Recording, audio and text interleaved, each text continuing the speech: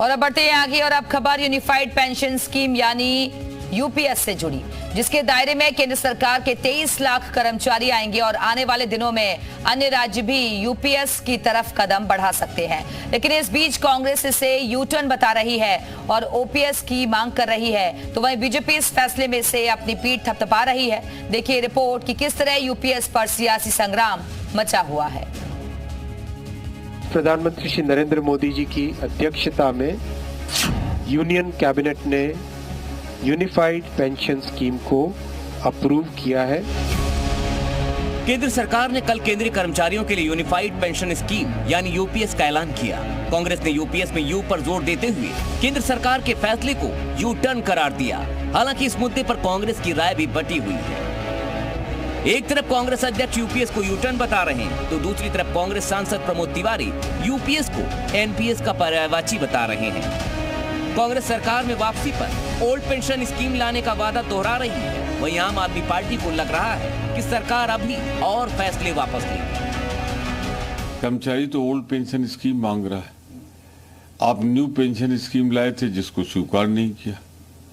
अब आप यूनिफाइड, अरे नाम बदलने में तो भाजपा माहिर है।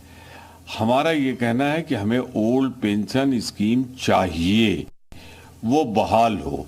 जिस तरीके से केंद्र सरकार के एम्प्लॉयज़ ने इस बार भारतीय जनता पार्टी के खिलाफ वोट दिया, भारतीय जनता पार्टी की अकल थोड़ी ठिकाने आई है और मुझे लगता है कि बहुत जल्द और भी अन्य जो इन्होंने फैसले लिए, जैसे इन्होंने अग्निवीर का फैसला लिया जिसके अंदर लाखों लोगों को का जो सपना था फौज में जाने का, उसको तोड़ा, उस फैसले को भी बहुत जल्द वापस लेंगे।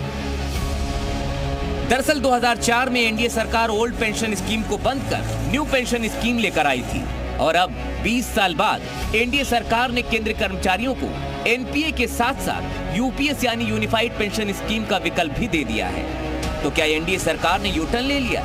उसे समझने के लिए पहले यूनिफाइड पेंशन स्कीम को समझिए।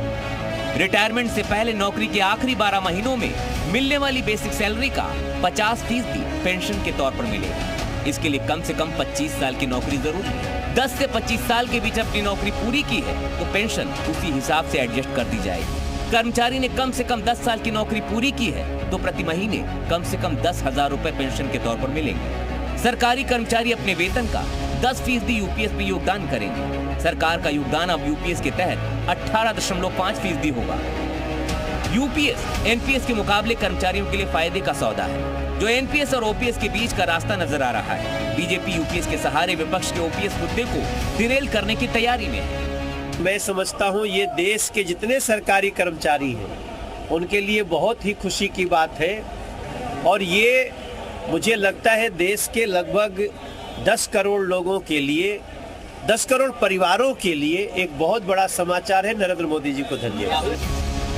हिमाचल विधानसभा में कांग्रेस ने ओल्ड पेंशन स्कीम को मुद्दा बनाया था और सरकार बनाने में भी कामयाब हुई, लेकिन राजस्थान में यह मुद्दा नहीं चला और कांग्रेस ने इस मुद्दे को ठंडे बस्ते में डाल दिया। लेकिन अब केंद्र सरकार की तरफ से यूपीएस की पहल शुरू होने के बाद ओपीएस वर्सेस यूपीएस की जंग तेज होने वाली है। साथ ही सवाल भी पूछे जा रहे हैं कि आज पेंशन स्कीम पर ताल ठोकने वाली कांग्रेस ने 2004 से 2013 यानी 10 साल तक अपने शासनकाल में वापस पेंशन स्कीम को बहाल क्यों नहीं किया था। ब्यूरो रिपोर्ट, जी मीडिया।